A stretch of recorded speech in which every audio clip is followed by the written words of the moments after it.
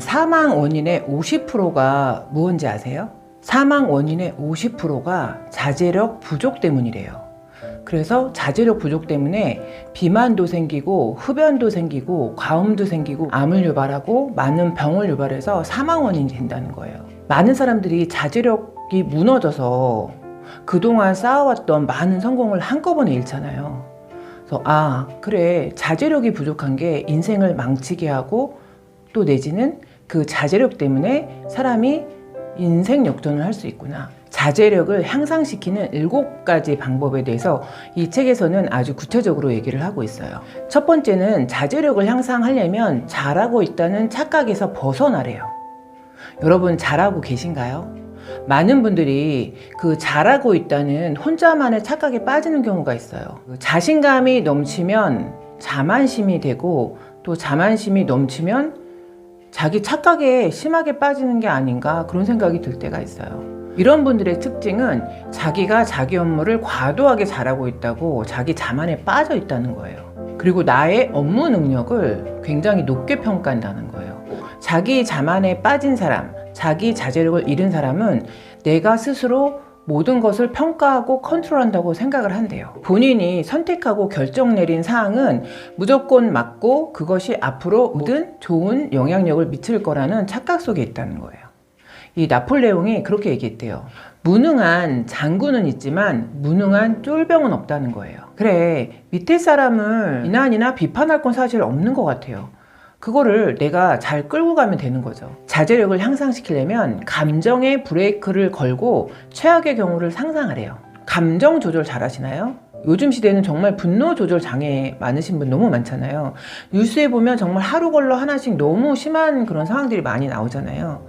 그리고 어떤 분들은 정말 수십 년간 쌓아왔던 그 좋은 이미지와 좋은 공적들을 한순간에 치명적인 실수를 해서 그거를 한꺼번에 와르르 무너뜨리는 경우가 있잖아요. 성경 다음으로 많이 팔리는 책을 쓴 나폴레옹 힐 사례가 이 책에 나와 있어요. 근데 이 나폴레옹 힐이 심리학에 대해서 연구하는 대가잖아요. 그런데 이 나폴레옹 힐이 어느 날 그 건물 관리인하고 사소한 말다툼이 있었대요. 그런데 나폴레옹 힐이 말하기를 사실 그 싸움의 원인이나 이런 문제는 자기가 잘못했다는 거예요. 그걸 알고 있었다는 거예요. 그런데 관리인한테 사과를 자존심이 상해서 못했다는 거예요. 그러니까 계속 그 관리인하고 자주 봐야 되는데 너무 불편했던 거예요. 그래서 계속 감정의 골이 깊어졌다는 거예요. 그래서 어느 날 이 나폴레옹 힐이 관리인이 너무 불친절하게 하니까 싸움이 커진 거예요. 그래서 이 나폴레옹 힐이 입에 담지도 못할 막 폭언폭설을 막 퍼부었다는 거예요. 그러니까 이 관리인이 감정이 하나도 요동치지 않고 많이 흥분하셨네요. 이렇게 한마디를 던졌다는 거예요. 그래서 그 말을 듣고 나폴레옹 힐이 돌아와서 엄청 많은 후회와 자기 반성을 했다는 거예요. 내가 심리학의 대가인데 내가 저 사람보다 감정 컨트롤을 못하는구나. 그래서 다음날 찾아갔대요. 제가 너무 많은 실수를 했다. 사과를 하러 왔다. 이렇게 얘기를 했대요. 그러더니 그 관리인이 또 한 번 평정심을 유지하면서 저한테 사과하실 필요가 없습니다. 제가 이 일은 어디 가서도 얘기하지 않겠습니다. 그냥 똑같이 지내십시오. 이렇게 얘기해서 그래서 그 나폴레옹 힐이 너무 많은 반성을 했다는 거예요. 그 관리인의 그 2번의 치명적인 평정심 유지하는 거, 자제력을 유지하는 걸 보고 나폴레옹 힐이 본인 생각에 큰 전환의 계기가 됐었다는 거예요. 자기관리의 대가 벤저민 플랭클린 아시죠? 이 벤저민 플랭클린도 13가지 덕목을 써놓고 매일매일 본인의 자기관리를 매일매일 체크를 했다는 거예요. 되도록이면 사람들하고 말을 많이 섞지 않았대요. 왜냐하면 말실수로 생겨나는 그 많은 사건 사고를 줄이기 위해서 말을 많이 하지 않고 침묵을 많이 유지했다는 거예요. 그러다 보니까 사람들한테 너무 도도하다, 거만하다 또 이런 소리를 듣게 된 거예요. 그래서 그런 말을 들을 때는 겸손이란 항목을 완전히 크게 잡아놓고 거기에 집중하면서 자기 훈련을 했다는 거예요. 그리고 이 자제력을 늘리려면 감정의 전염력과 기다림의 효과를 믿으래요. 경솔하다는 것은 감정과 충동이 교차하는 그런 감정 상태를 얘기한다는 거예요. 저희도 이렇게 주위에서 보면 막 말을 쉽게 옮기시는 분들 있잖아요. 그냥 팩트만 옮기시면 그래도 괜찮죠. 그런데 거기에 자기의 유리한 해석과 자기 중심적인 사고를 같이 실어서 사실을 완전히 왜곡하시는 분들이 있잖아요. 그런 분들의 특징은 당장의 이익에 급급해서 안달복달 한다는 거죠. 딱 앞에 있는 것만 보고 말씀하시는 분들이 굉장히 많으세요. 그러니까 그럴 경우에는 소탐대시를 할 수 있는 경우가 굉장히 많잖아요. 그런 얘기를 가끔 드려요. 지금 당장 것만 보면 그 말이 맞다. 그런데 그거를 1년 후, 3년 후로 확대해서 보셔라. 그러면 과연 그게 맞을까요? 되게 여쭤봐요. 그러면 답을 본인이 스스로 찾으세요. 정말 눈앞에밖에 보지 못하기 때문에 제가 예전에 코칭 공부를 따로 했었어요. 많은 임상 트레이닝을 했었어요. 제가 그때 느낀 게 내가 굉장히 눈앞의 것만 보는구나. 그걸 알았던 거예요. 아시는 분들은 많이 아시겠지만 우리나라에 코칭의 데모가 있으세요. 데모가 있으신데 같은 학교를 나오신 선배님이세요. 그래서 그분한테 제가 직강으로 받았어요. 그런데 저한테는 그게 굉장히 많은 효과가 있었어요. 직장 생활 할 때나 제가 어떤 문제에 부딪혔을 때 그 문제를 해결하는 방법에서 그리고 가짜 욕망을 구별하래요. 여러분, 우리가 난 이 다음에 뭐가 하고 싶어. 나는 뭐가 먹고 싶어. 특히 먹는 부분에 있어서 가짜의 식욕 막 이런 거 구분하라는 얘기 많이 들어보셨죠?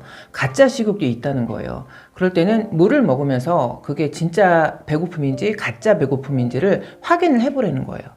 그러면 여러분, 욕망에서도 진짜와 가짜가 있다는 거예요. 어떤 분들이 막연하게 그러세요. 난 정말 부자가 되고 싶어. 그러면 제가 다시 여쭤봐요. 많은 돈이 있어요. 그러면 그걸로 무엇을 하실 거예요? 이렇게 여쭤봐요. 그러면 집 사고 차 사고 이렇게 말씀하세요. 그리고 그 다음이 없으신 거예요. 본인이 원하는 금액이 있으실 거 아니에요. 그 금액을 가지고 무엇을 하겠다. 이것까지 세워 놓으셔야지 정말 부자가 되기를 원하는 진짜 욕망이신 거죠. 단순히 부자가 되고자 하는 그 이유가 좋은 집과 좋은 차다. 그러면 그거는 아마 죽을 때까지 해소가 안 되실 것 같아요. 여러분, 술 좋아하시나요? 저는 예전에는 술을 저도 30대 때 많이 마셨죠. 어느 날 이거 정말 덧없다. 의미 없다. 그 술자리에서 벌어지는 많은 안 좋은 대화들과 안 좋은 행위들을 제가 겪으면서 어느 기점을 딱 전후로 해서 술을 웬만하면 안 먹는 쪽으로 이렇게 방향을 바꿨어요.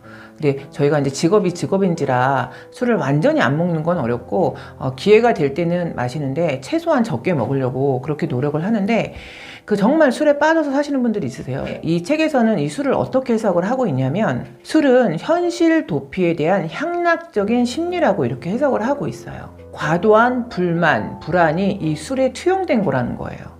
저는 이 말에 공감하는 부분이 조금 많이 있어요. 왜냐면 그냥 라이트하게 마시는 술, 와인 한 잔 이 정도는 너무 괜찮죠. 음식에 풍미를 더하고 또 어떤 분위기를 낼 수 있고. 그런데 쩔어서 2차, 3차 막 노래방에 가서 또 많은 사건 사고가 날 수도 있고, 특히 저희 중년에 좀 더 나은 문화로 바꾸는 게 좋지 않을까 이런 생각이 들더라고요. 일반적인 직장인들이 안 좋은 문화가 있어요. 그건 뭐냐면 회식도 사실 사회생활의 한 문화의 한 클래스죠. 술을 2차, 3차 먹고 회식을 많이 하고 이거는 정당한 업무의 연장이라고 보는 거예요. 그런데 퇴근 후에 회사원들이 무슨 운동을 하거나 독서를 하거나 어떤 취미 생활을 하거나 이러면 그거를 딴짓을 한다고 생각하시는 분들이 있어요. 그런데 정말 객관적으로 양쪽을 놓고 보면 어떤 게 더 업무에 집중할 수 있고 어떤 게 더 효율적인 선택일까요? 건강을 베이스로 하지 않는 직장 생활이 있을까요? 그리고 책을 읽지 않고 직장 생활을 과연 퀄리티 있게 할 수 있을까요? 그리고 취미 생활이 없으면 직장 생활에서 받은 스트레스를 어디서 풀 수 있을까요? 그런데 많은 분들이 그거를 술로 푼다 이렇게 말씀하시는 경우가 있어요. 물론 술로 풀 수도 있죠. 그런데 그거는 어쩌다 한두 번인 거지 매번 반복적으로 그렇게 푸시는 거는 건강도 상하고 결국은 거기서 나오는 많은 실언들이 결국은 화살이 돼서 본인한테 돌아간다는 걸 아직은 인지 못하시는 거죠. 위험 신호를 감지하고 아직 시간이 많다는 착각에서 벗어나래요. 생활하시면서 나한테 위험이 오고 있다. 이런 신호를 느끼신 적이 있으신가요? 그런 사인을 감지하실 수 있으신가요? 저는 정말 그런 걸 전혀 모르고 살다가 50대에 들어서 그런 경험을 몇 번을 했어요. 뒤돌아서 생각을 해보니까 남들이 60대, 70대에 느끼는 그 위험 신호를 내가 50대에 느꼈으니 저는 건강도 너무 많이 상해봤어요. 오히려 그게 나한테는 축복이다 이런 생각이 들더라고요. 정말 60대, 70대 때 그 위험 신호, 그 한꺼번에 다가오는 위험 신호를 60대, 70대에 느끼시면 아마 그거는 재기가 어려우시고 아마 그대로 무너지실 수도 있으세요. 그러니까 여러분 건강하시고 심신이 몸도 건강하고 정신도 건강해야 되는 거죠. 심신이 건강하실 때 위험 신호에 대해서 미리 준비를 하셔야 되는 거예요. 아직 시간이 많다는 착각에서 벗어나라고 얘기를 하고 있는데 직장인을 예를 들어서 말씀드리면 우리가 현역에 있을 수 있는 시간이 많다는 착각에서 벗어나라. 저는 이게 맞는 얘기인 것 같아요. 많은 분들이 공무원을 철밥통으로 아시잖아요. 그런데 정말 공무원이 철밥통이 아니에요. 그거는 이제 노멀한 그 어떤 통계적인 측면에서 많은 분들이 그렇게 얘기하시는데 예전하고는 지금 공무원 사회가 굉장히 많이 변했어요. 그래서 공무원도 자의적으로 타의적으로 관두시는 분들이 굉장히 많이 있으세요. 그렇기 때문에 나한테 언제 닥칠지 모르는 건강의 불안함, 재정의 불안함, 직업의 불안함 이거에 대해서 대비를 하셔야 된다는 거죠. 미루는 습관을 이기고 자기 만족을 생활화하래요. 여러분 미루는 습관을 제어할 수 있는 나만의 어떤 툴이 있으신가요? 그리고 내 만족을 위해서 나 스스로 어떤 보상 체계가 있으신가요? 자기 체크리스트가 있어요. 그래서 이거를 매일매일 작성해서 OX 이렇게 치면서 하는데 그날 그 체크리스트가 다 동그라미가 되도록 하려고 막 노력을 해요. 그러면 다 동그라미가 쳐진 날은 너무 기분이 좋은 거예요. 그러면 그날은 제가 하고 싶은 무언가를 해요. 저만의 조그만 선물을 주는 거예요. 그렇게 저 혼자 스스로 제 보상 체계를 제가 스스로 만드는 거예요. 자기 만족을 생활해라. 이거를 잘못 오해하시면 안 될 것 같아요. 제가 며칠 전에 어떤 일이 있었냐면 조용히 차분하게 하시는 어떤 분이 계셨어요. 그런데 갑자기 그동안 화내는 거를 한 번도 못 봤거든요. 거의 1년 동안. 외부 분끼리 약간씩 화를 내시는 거예요. 그래서 제가 여쭤봤어요. 그분이 그렇게 말씀을 하시는 거예요. 내가 1년 동안 화를 내지 않으니까 사람들이 나를 우습게 본다는 거예요. 그래서 올해부터는 화를 내기로 했다는 거예요. 그래서 제가 그 말을 진심으로 드렸어요. 화를 내는 게 과연 현명하게 푸는 방법은 나는 아닐 것 같다. 조금 정리를 하고 나가셨어요. 화를 안 내시던 분이 화를 내시면 하루 종일 불편하세요. 화를 내던 사람이 화를 내도 불편한데 화를 안 내시던 분이 화를 내시면 하루가 얼마나 힘드시겠어요. 뭐랄까요? 격 있게 유방과 항우 초안지에 나오는 그 유방이 예전에 그렇게 막 백수 건달에 막 정말 한량의 나쁜 건 다 갖고 있었잖아요. 그런데 이 유방이 황후를 이길 수 있었던 비결은 단 하나라고 저는 생각을 해요. 이 유방이 예전에는 그렇게 살았지만 나이 한 살 한 살 먹을수록 많은 길을 열고 많은 사람을 포용하고 많은 사랑을 사랑하고 많은 잘못을 덮고 이러면서 결국에 최종 승자는 유방이 됐던 거죠. 지나간 과거는 어려서 그랬다 이렇게 용서가 되는 거죠. 그런데 나이가 한 살 한 살 먹을수록 또 격을 갖추지 못한다 그러면 그거는 사람들이 점점 그 사람을 멀리하게 될 거예요. 2년 전에 업무적으로 모 대기업 되게 높은 분을 만난 적이 있었어요. 그런데 제가 그분을 보면서 정말 많은 걸 배웠던 게 저는 그냥 일개 직원이란 말이에요. 근데 저한테 너무너무 격 있고 정중하게 대해주시는 거예요. 그런데 그분의 카톡 푸사 스킨에 뭐라고 써 있었냐면 내가 먼저 좋은 사람이 되어야 좋은 사람들이 내게 온다 이렇게 써 있었어요. 그런데 그게 실천을 안 하고 그런 푸사의 명언이 써 있었으면 저는 감동을 못 받았을 거예요. 그런데 정말 그분은 그 푸사에 그 문구를 써놓으시고 그거를 매일매일 실천하고 있다는 거를 제가 온몸으로 느낄 수가 있었어요. 자기 반성을 굉장히 크게 했어요. 저런 분도 저렇게 대단한 분도 저렇게까지 하시는데 나는 뭔가 이런 생각이 들었었어요. 사람을 대하는 자세에 크게 전환점이 생긴 계기가 됐었어요. 포기 않는 용기를 발휘하고 가지 않은 길을 가는 선택을 하라고 써 있어요. 자제력을 발휘하기 위해서는 요것을 갖춰야 된다고 하는데 그 성공한 사람들은 어떤 어려움이나 실패를 만나면 방법을 바꾸고 수단을 바꾸면서 여러 가지를 모색을 해본대요. 하지만 저 끝에 꽂혀있는 목표를 바꾸지는 않는다는 거예요. 그런데 실패한 사람은 목표를 바꾸기가 급급하다는 거예요. 여러분 영혼이 있으신가요? 이 책에는 영혼이 없는 사람은 기름을 가득 싣고 가는 자동차와 같대요. 기름이 가득 실려서 막 앞을 보고 질주는 하고 있지만 핸들이 없어서 방향을 못 잡고 막 앞으로 달리기만 한다는 거예요. 그래서 달리는 지금은 굉장히 만족스러운 결과를 얻겠지만 결국에는 핸들이 없고 브레이크가 없기 때문에 낭떠러지에 떨어진다는 거예요. 지금의 행복을 장기간으로 볼 수 없다는 거죠.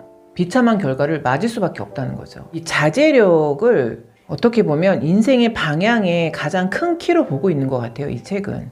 마인드셋이 얼마나 중요한가, 그리고 자제력이 얼마나 중요한가. 어떤 결정을 내릴 때는 두 명한테 물어봐요. 한 명은 사실 제 아들이에요. 제 아들이지만 제가 저희 아들한테 그렇게 얘기해요. 너는 내 아들이지만 정말 엄마는 너를 존경한다. 제가 이렇게 표현을 해요. 제가 어떤 판단 미스를 낼 것 같은 상황에서는 꼭 아들한테 조언을 구해요. 그러면 지혜로운 해답을 항상 줘요. 그래서 너는 정말 스승 같은 아들이다. 제가 그렇게 얘기를 하거든요. 신이 저에게 주신 선물 같은 아들인 거죠.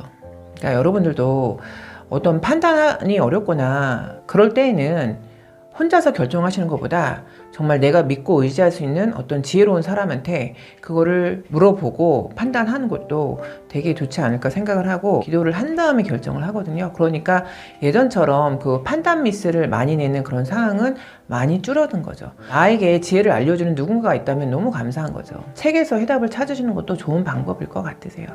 여러분, 올해는 한번 책을 한 권도 안 읽어보신 분들 있으시잖아요. 한 달에 한 권씩 읽는 거는 그렇게 어렵지 않을 것 같아요. 한 달에 한 권씩 읽어도 1년이면 12권이거든요. 그러니까 한 달에 한 권을 꼭 읽어보겠다. 이런 결심으로 1월을 보내시면 어떨까, 그런 생각이 들었습니다.